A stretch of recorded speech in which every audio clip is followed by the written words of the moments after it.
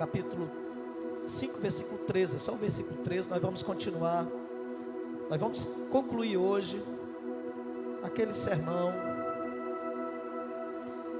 e nós estávamos falando sobre algumas lições que Jesus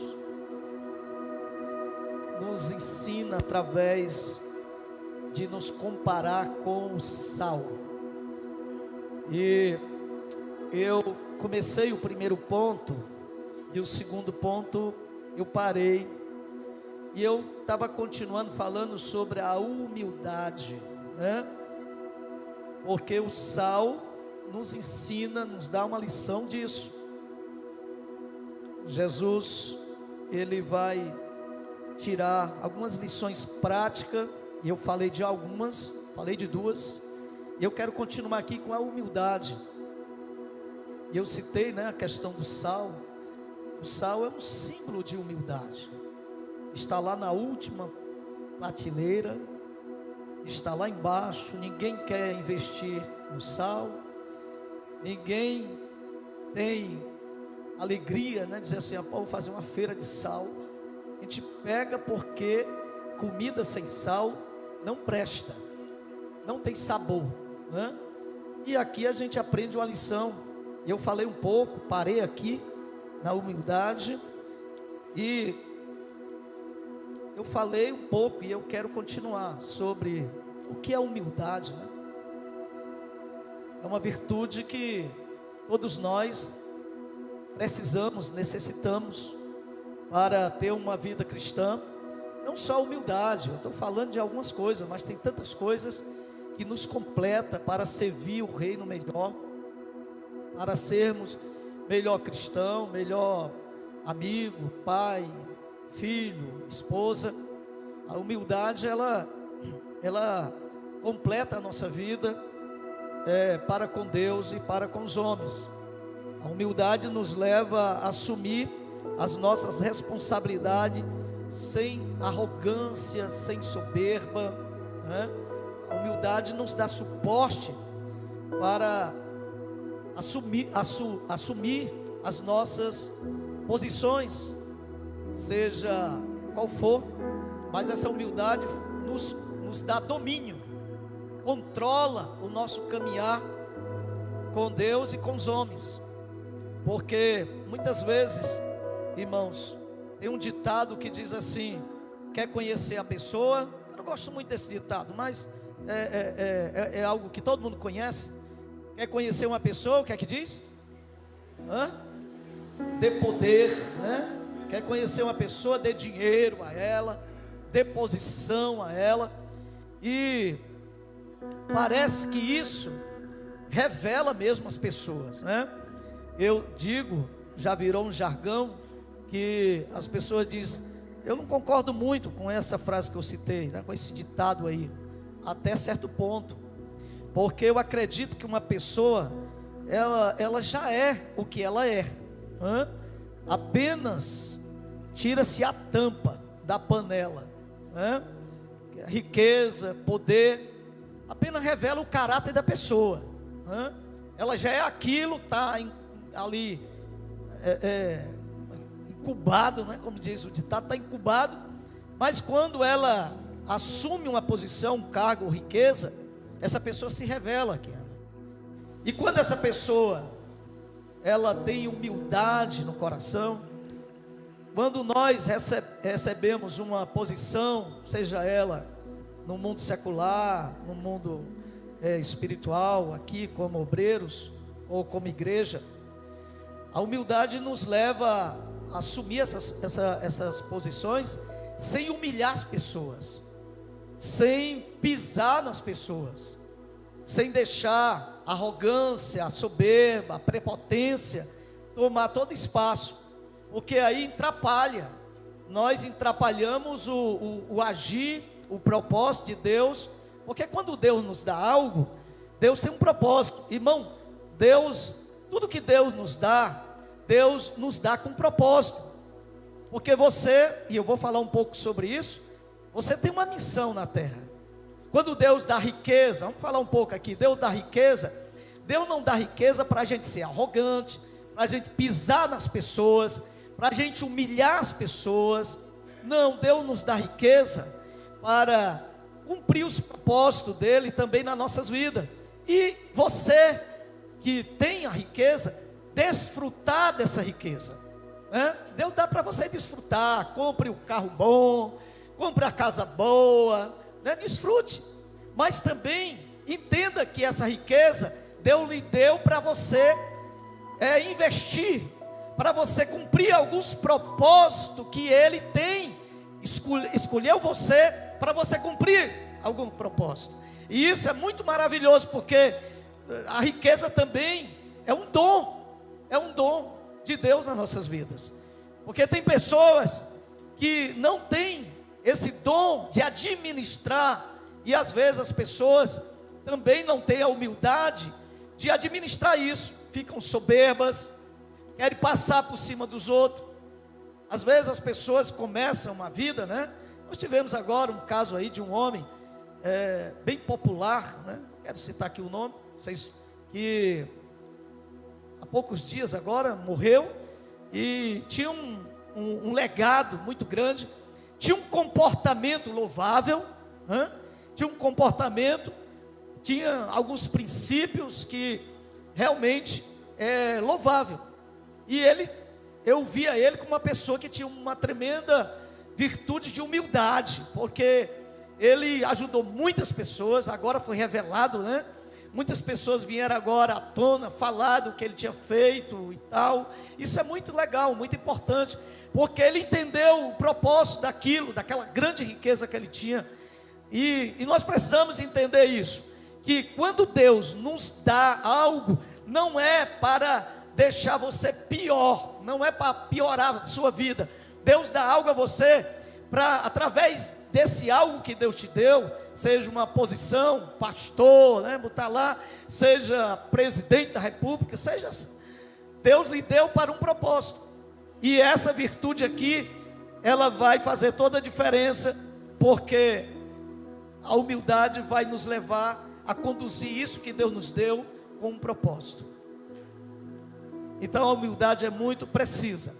Precisamos compreender que não somos merecedores dessa humildade. É a bondade de Deus, é Deus que nos deu, nós não temos mérito próprio, logo somos pecadores que carecemos da bondade e da misericórdia de Deus. Então, ninguém bata no peito, né? Igual aquele homem lá do capítulo 18 de Lucas, bate no peito e diz: olha, eu sou humilde para dedé, né? O ditado que tem: eu sou muito humilde e eu sou humilde dos humildes, né? Não, isso não convém nós estar falando assim. Nós está se gloriando que somos humildes. Parece até uma brincadeira, irmãos, mas existem pessoas assim. Tem pessoas que se acham tão humilde, ela vai para frente de um espelho e começa a chorar, porque ela diz: rapaz, mas esse cara é tão humilde. Mas é ela mesmo falando com ela, né? Ela diz: rapaz, mas é tão humilde. Aí começa a chorar, mas é humilde demais. Está entendendo? E isso que é soberba, né? Humildade da soberba.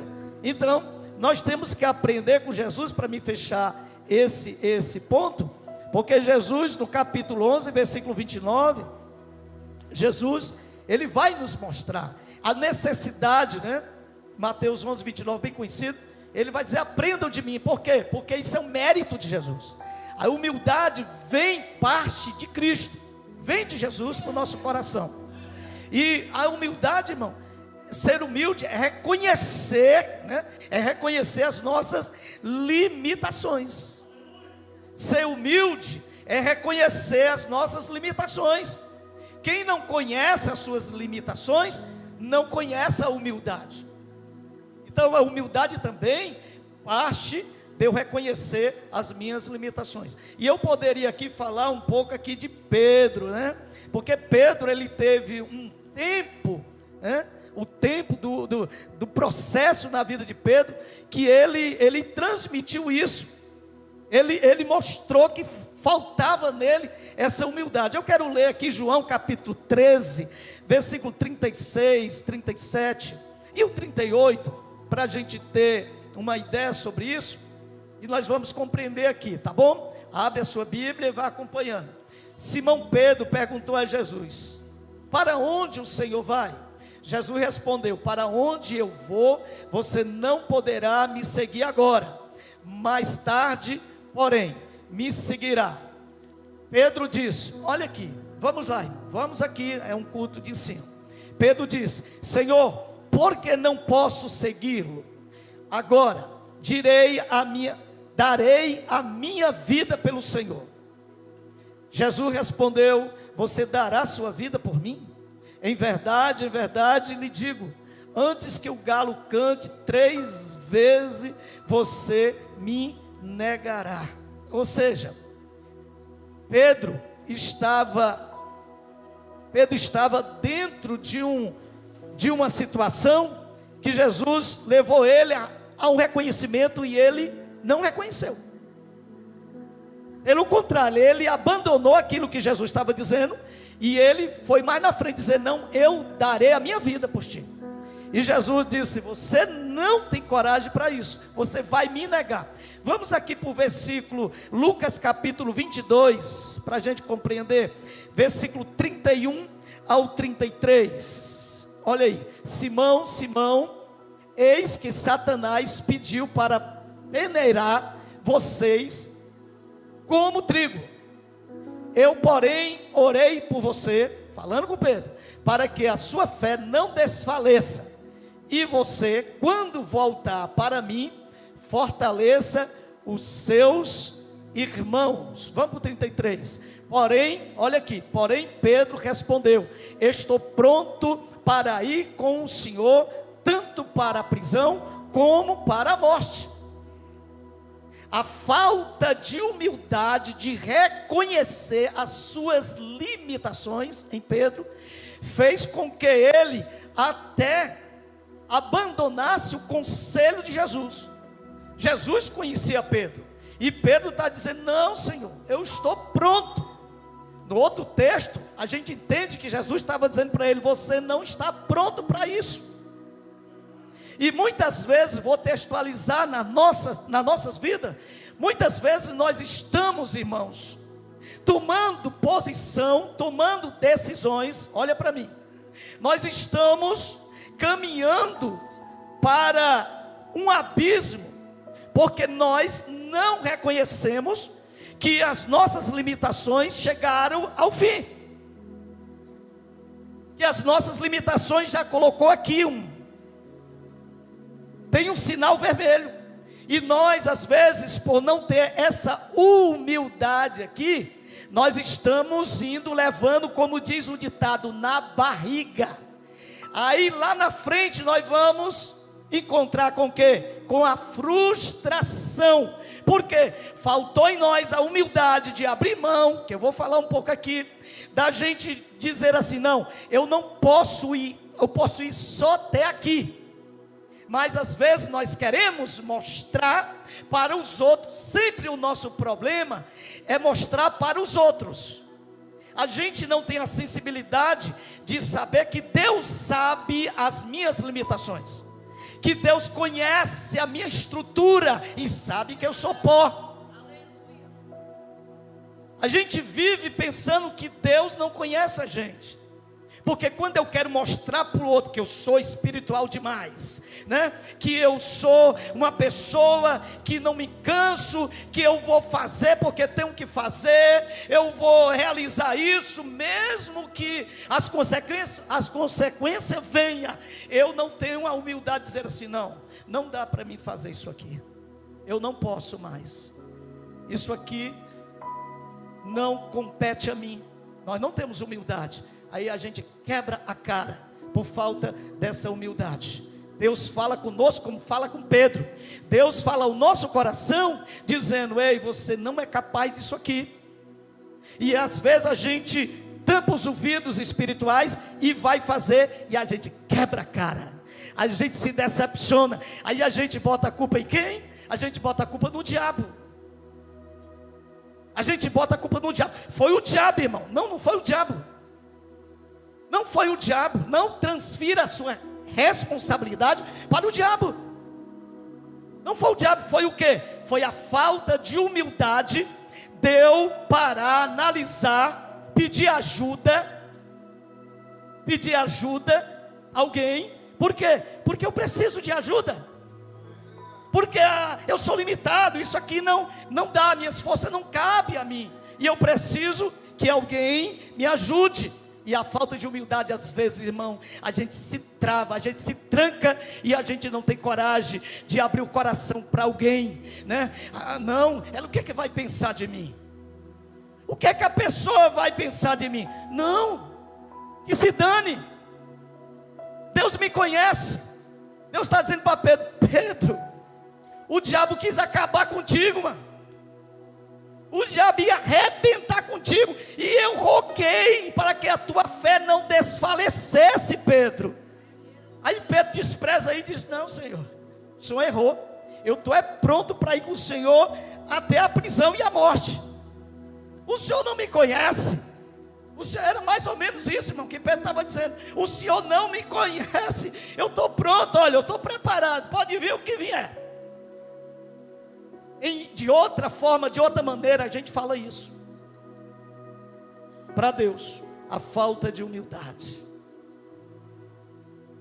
A falta de humildade, irmão, ser humilde é abrir mão do nosso direito, da nossa vontade. Diga comigo assim: humildade, bora lá, bem forte, humildade é abrir mão do nosso direito e da nossa vontade. Às vezes a gente pensa que, quando a gente fala de humildade, a gente já pensa aquela pessoa, né, toda desarrumada, aquela pessoa desempregada, aquela pessoa que não tem muito recurso, aquela pessoa que não tem uma roupa boa. A gente pensa logo nisso. Mas humildade vai muito além do que isso. Olha a humildade aqui: eu abri mão do meu direito para alguém ganhar. Eu abri mão da minha vontade para alguém se prevalecer melhor, para salvar alguém, para não machucar alguém, para curar alguém.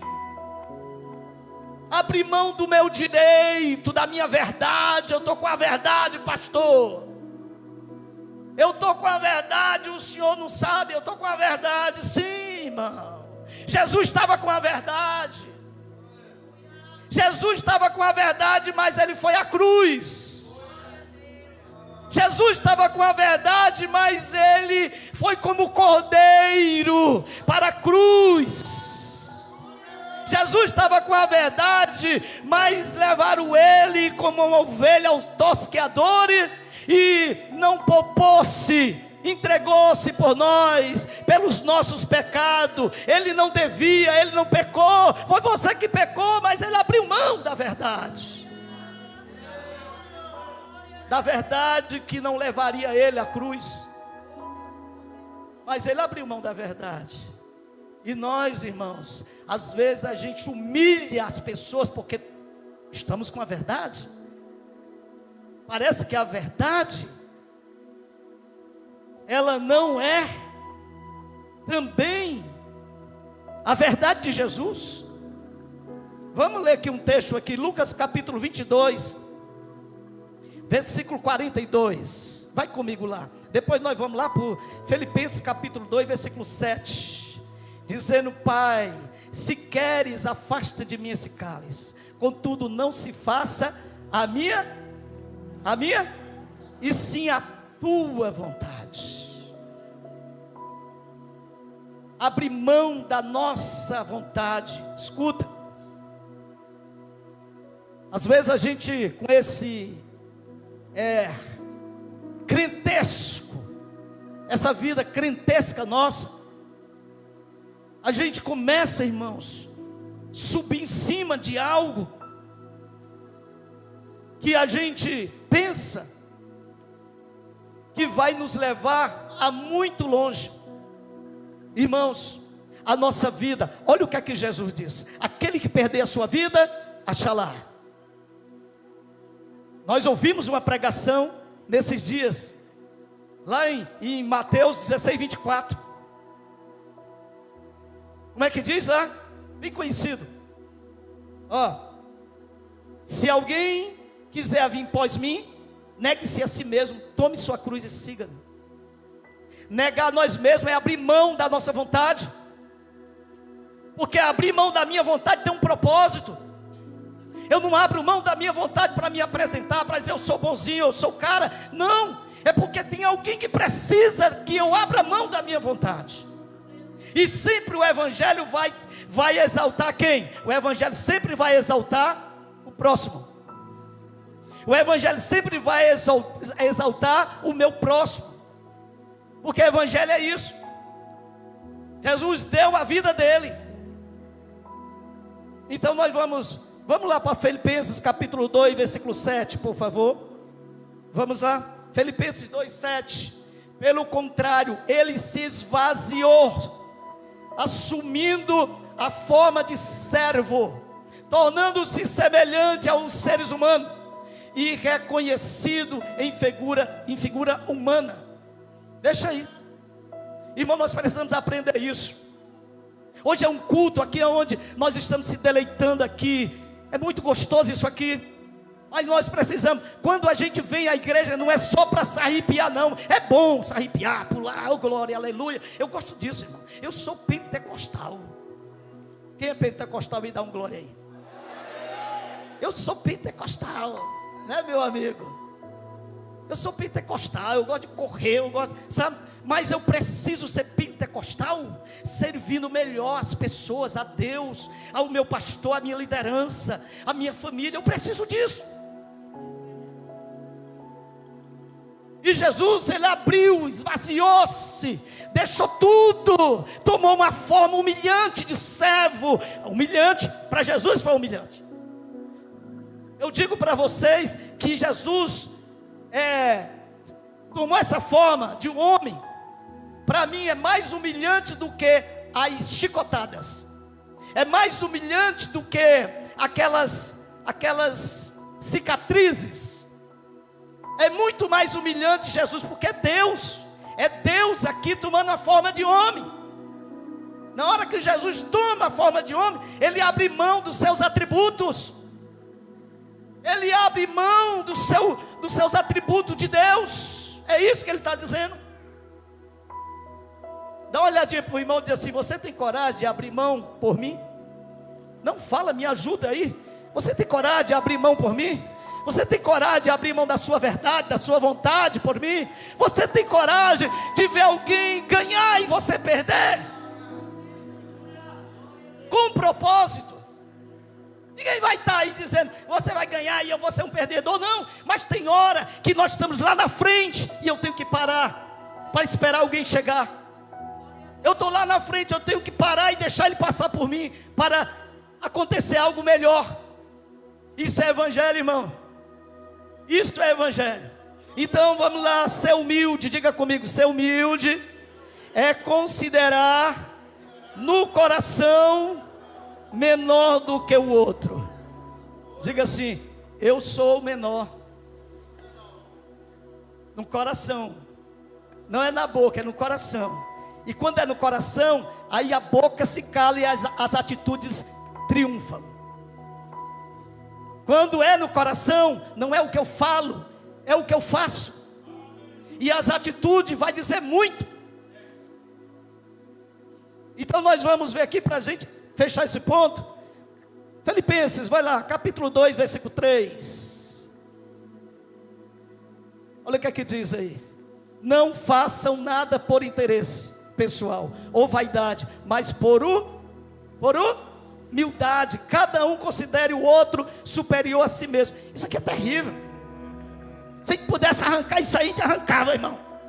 Isso aqui não é de Deus. Se a gente pudesse dizer, não, rapaz, está repreendido. Está repreendido. Como é que eu vou? Não, isso aqui, mas está aqui, é a Bíblia. Está na Bíblia, a Bíblia é a palavra de Deus. Considerando os outros superior a si mesmo. Agora depende. Se for o pastor Soares, é muito fácil fazer isso. Mas a Bíblia está falando o quê? Cada um, qualquer pessoa. Amados, deixa eu dizer aqui uma coisa para vocês. Nós estamos precisando aquela mensagem, voltar. Glória a Deus. Vamos passar para o segundo ponto. Eu vou correr aqui para mim terminar essa mensagem hoje. Diga comigo, segunda é a terceira lição, não gravei aqui. A terceira lição do sal, diga comigo, representar, diga o sal, representa uma vida cristã equilibrada. Uma vida cristã equilibrada. Como ter uma vida cristã equilibrada? Eu vou falar aqui bem rapidinho, pelo menos de 3 coisas aqui. Como eu ter uma vida cristã equilibrada? Porque o sal, ou você salga, mas não é para salgar. O sal é para dar sabor, para dar gosto na comida.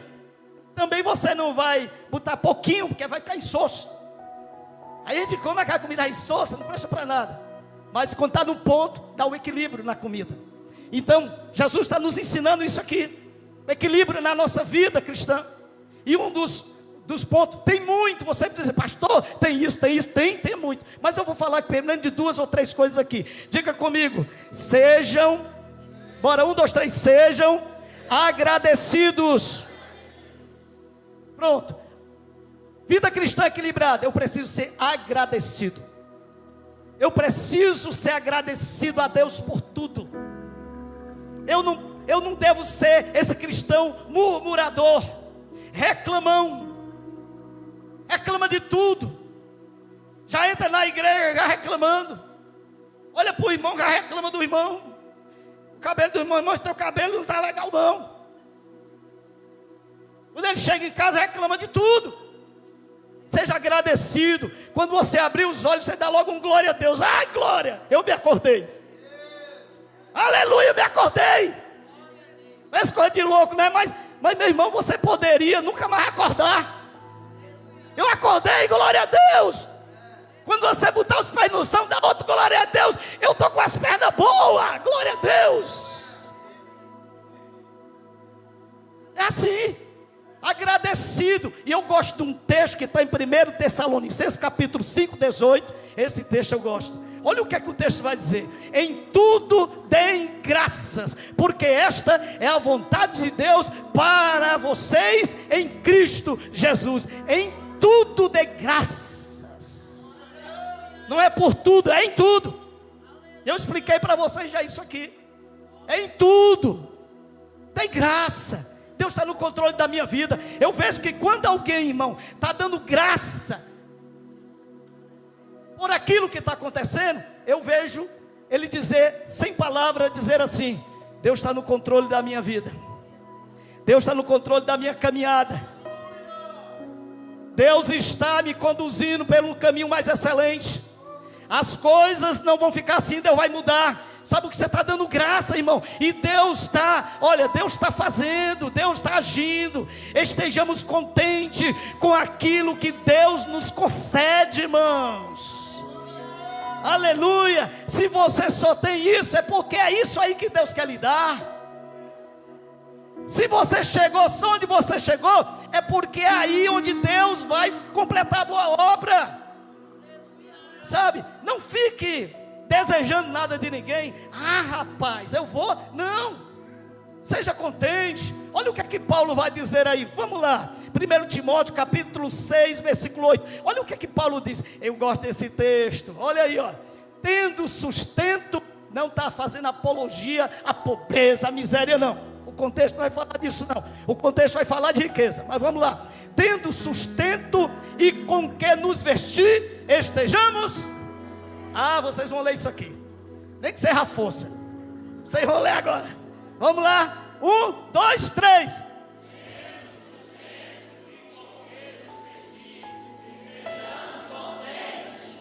Viu? Pastor, miséria não. A nossa vida é uma caminhada. Eu não tinha. Não, vou falar disso não. Vamos lá. A nossa vida é uma caminhada. Nós precisamos entender os momentos de Deus nas nossas vidas. Porque tem momentos nas nossas vidas que Deus permite só vestir e esteja contente. Por quê? Porque tem um propósito nisso. Tem um propósito. Irmão, a gente tem que crer nisso. A gente tem que acreditar nisso. Não, pastor, sabe? Você tem que acreditar que você é dirigido pelo Espírito Santo de Deus. Quem acredita aqui? Você tem que acreditar que em qualquer circunstância é o Espírito que está conduzindo você. Não é o diabo. Não é o espírito das trevas, é o Espírito. Pastor, um negócio, é o Espírito que está conduzindo você. Tem algo de Deus aí. Vai acontecer algo de Deus. Irmão, o pastor pessimista, otimista. Não, irmão, é fé, é crença. O diabo não manda na minha vida. É Jesus. É o Espírito me conduzindo. Está no deserto, é o Espírito que estava conduzindo Jesus. É o Espírito que está me conduzindo. Lá o Senhor vai fazer a obra. Diz para o irmão que está do teu lado, diz assim: deixa o Espírito Santo conduzir você para onde Ele quiser. Não, os irmãos estão encanhados hoje, né? Diz aí para o irmão: deixa o Espírito Santo fazer o que Ele quiser de você. Diz para ele aí: deixa disso. Deixa o Espírito Santo fazer o que quer com você. Para onde Ele quiser levar, deixe, porque é o melhor caminho. Que o Espírito Santo, Ele vai lhe levar no melhor. Aleluia, glória a Deus. Então vamos finalizar aqui. Diga comigo: a vida cristã equilibrada é não sofrer antecipadamente. Aleluia.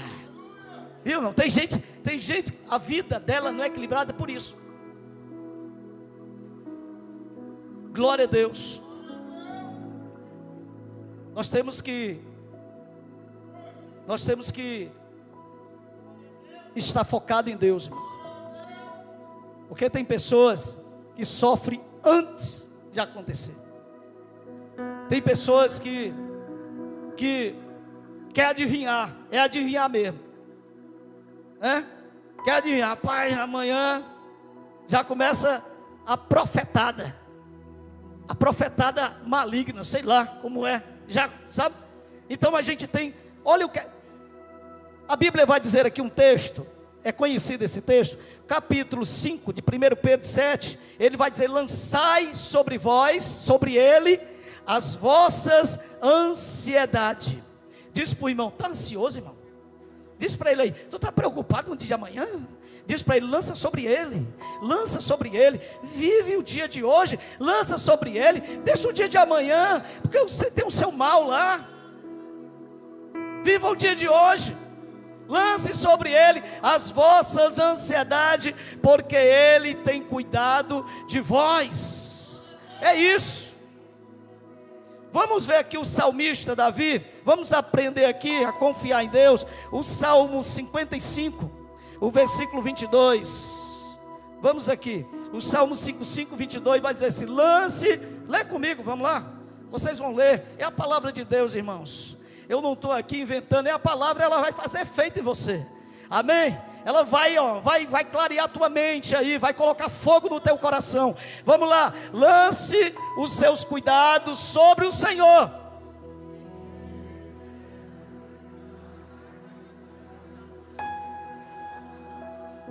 Profético esse salmo, eu vou ler de novo. Lance os seus cuidados sobre o Senhor, e Ele o susterá.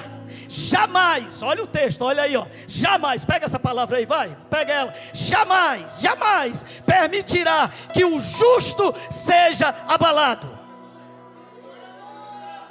Se a gente tivesse uma noção dessa palavra, irmão. Ele está dizendo: lança sobre mim os teus cuidados, e eu vou sustentar, eu vou dar suporte a você. E ele está dizendo: jamais. Olha, querido, oh meu Deus do céu, quem está passando por luta aí, vai dando glória a Deus aí, vai, irmão, dá glória a Deus, vai dando glória a Deus aí, e pega essa palavra: jamais permitirá que o justo seja abalado. Jamais, está escrito na palavra. Tem pessoas que nem viveu hoje, irmão, já está preocupado com amanhã. Tem pessoas que nem terminou o dia, já está sofrendo pelo amanhã. Como é que vai ser amanhã? Meu Deus, o que é que meus filhos vão comer amanhã? A Bíblia diz que o justo não passa necessidade, ou seja, fome, necessidade sim, Fome não. Então vamos ler um texto para a gente já finalizar. Abre a sua Bíblia aí, em Mateus capítulo 6, versículo 34. Mateus 6, 34. Vamos lá. Portanto, não se preocupe com o dia de amanhã, pois o amanhã trará os seus cuidados. Basta ao dia o seu próprio mal. Vamos ler de novo isso aqui? Portanto, não se preocupe. Dá uma olhadinha para o irmão e diz: você está preocupado com o quê? Pelo amor de Deus, você está preocupado com o quê, irmãos? Pastor, não tem que se preocupar, não. Tem que se preocupar só no outro dia. Hoje não, hoje você tem que viver o dia que ainda está aqui para a gente viver. Então não fique preocupado no dia de amanhã, pois amanhã trará os seus cuidados. Basta ao dia o seu próprio mal. O versículo 25, depois nós vamos ler o 27 e nós vamos já encerrar. Por isso digo a vocês, não se preocupe com a sua vida, porquanto ao que irão comer, ao beber, nem com o corpo, quanto ao que irão vestir. Não é a vida mais do que o alimento, e não é o corpo mais do que a roupa. Você pode dar um glória a Deus por isso? Promessa de Deus, irmãos. Promessa de Deus, o 27, olha o 27, a exortação. Quem de vocês, por mais que se preocupe, pode acrescentar um côvado ao curso da sua vida? Deixa esse texto aí. Irmãos, nós precisamos viver a fé em Deus.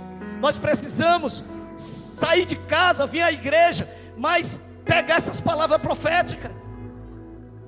Você pode mudar alguma coisa? Dá uma olhadinha para o irmão aí, dá. Você pode mudar alguma coisa? Pergunta a ele. Aquilo que você não pode mudar, você pode mudar alguma coisa? Você pode? Não, Deus está dizendo: olha, vocês não se preocupem, porque vocês não podem acrescentar e nem diminuir nada naquilo que está estabelecido. Não pode. Pastor, o que é que eu tenho que fazer? Descansa, irmão. Descansa em Deus. Vive o dia intensamente, louvando, adorando, orando ao Senhor. Vive um dia de intensidade nas coisas espirituais e deixa o restante com Deus. Deus sabe o que vai fazer. Para mim finalizar, diga comigo assim: o sal me dá uma lição. Diga assim: o sal precisa cumprir a sua missão. Diga para o irmão: você tem uma missão. Nós temos uma missão. Deus chamou você com a missão. Todos nós temos uma missão a cumprir. Você não foi chamado por Deus para ficar aí perguntando: o que é que eu tenho que fazer, Deus? Por que é que o Senhor me salvou? Por que é que o Senhor me restaurou? Por que é que o Senhor me colocou dentro da sua graça? Porque Deus tem um propósito na sua vida. A sua missão é compartilhar a salvação em Cristo Jesus. Diga comigo: a minha missão é compartilhar a salvação de Cristo Jesus para outras pessoas. Compartilhe essa salvação. Compartilhe aquilo que Deus fez na sua vida. E eu poderia aqui citar alguns textos para a gente aqui encerrar no nome de Jesus. Porque essa missão, eu até, irmão, digo que a gente vai mais adiante. Diga comigo: a missão é amar e servir. Eu vou aqui fazer aqui um resumo para a gente terminar. Nós estamos, irmãos, dentro de um contexto, sabe, de vida cristã, um pouco assim diferente da de Jesus.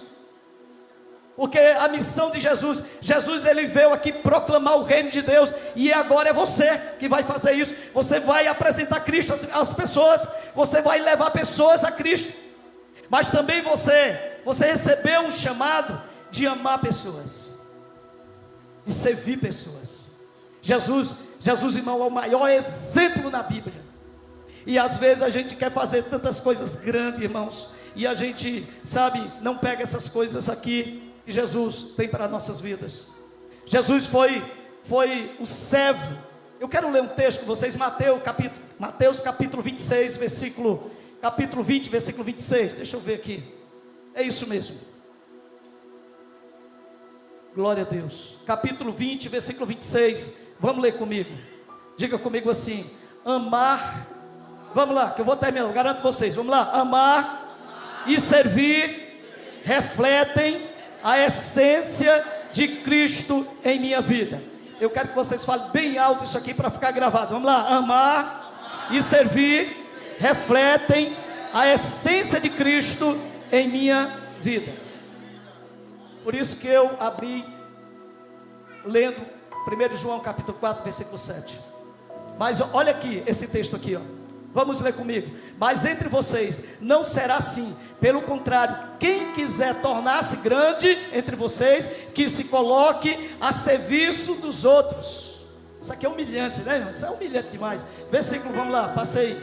A quem quiser ser o primeiro entre vocês, que seja servo de vocês. O outro, tal como o Filho do Homem, que não veio para ser servido, mas para servir e dar sua vida em resgate por muitos. Eu vou finalizar aqui, mas eu vou cutucar você um pouquinho aqui.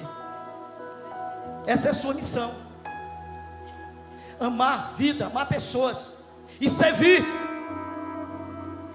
Servir pessoas. Jesus viveu para isso. Jesus viveu para amar e servir. A Bíblia diz em Atos dos Apóstolos, capítulo 10, versículo 38, diz que Jesus fazia o bem a todos. Dê uma olhadinha nesses textos, irmãos. Se Jesus perguntasse a você e a mim hoje a respeito disso aqui, olha o propósito de Jesus, porque Deus ungiu ele para quê? Para isso. E a Bíblia diz que ele andou fazendo bem e curando a todos os oprimidos. Jesus confrontou o sistema. Irmão, o que nós estamos fazendo, a religião faz. E hoje, se ela não fizer mais do que nós, hoje, se a religião que a gente condena, eles não fazem mais do que nós. Jesus, ele quebrou paradigmas. Eu me lembro de algumas passagens de Jesus, que Jesus, o servir, irmão, de Jesus, era algo assim que chocava aquela nação, ou seja, aquela sociedade daquela época. Por quê? Porque Jesus tocava em leproso, e aquela sociedade não tocava, era proibido, o leproso era excluído. Quem tocasse nele estava leproso. Jesus ia lá e tocava. Jesus ia lá, sentava com a prostituta, conversava com ela. Ninguém queria estar perto de uma prostituta. Jesus ia lá e conversava, servia aquela prostituta. Era assim que Jesus fazia. E nós? O que nós estamos fazendo? Irmão, nós se acostumamos em ser servido. Nós se acostumamos com esse pentecostalismo, que às vezes é doentio, nos adoece. Porque quando nós estamos no Pentecoste, no pentecostalismo, tem pessoas que estão morrendo ao nosso lado. E eu não consigo ver Cristo, como diz aqui, ó. Amar e servir reflete a essência de Cristo na minha vida. Nós somos reconhecidos por quê? Porque sou crente. Eu sou reconhecido porque ando com a Bíblia na mão. Até sim. Mas isso aí não é o correto. O correto é alguém olhar para você sem Bíblia, sem roupa de crente, olhar para você e ver a diferença, e dizer: isso aqui parece com Jesus, parece com Cristo. É isso que o mundo precisa. Eu vou dizer para vocês aqui, ó, nós precisamos servir o mundo. Vixe, pastor, servir o mundo, entenda que eu não estou dizendo que você tem que compartilhar com o pecado do mundo, não. Mas no momento que a igreja serve esse mundo, ela resgata pessoas, ela tira pessoas das trevas e traz para a luz. Era isso que Jesus fazia. Quando Jesus sentou com a mulher samaritana, o texto diz que aquela mulher pegou o cântaro, saiu e foi falar de Jesus. E a Bíblia diz, está escrito no capítulo 4, a Bíblia diz que quando aquela mulher falou de Jesus, a Bíblia diz que uma multidão de gente creu em Jesus. Viu? Como servir, como amar é forte. Nós devemos ser conhecidos por isso. Terminei o sermão. Quem pode dizer amém? Fique de pé em nome de Jesus. Oh glória.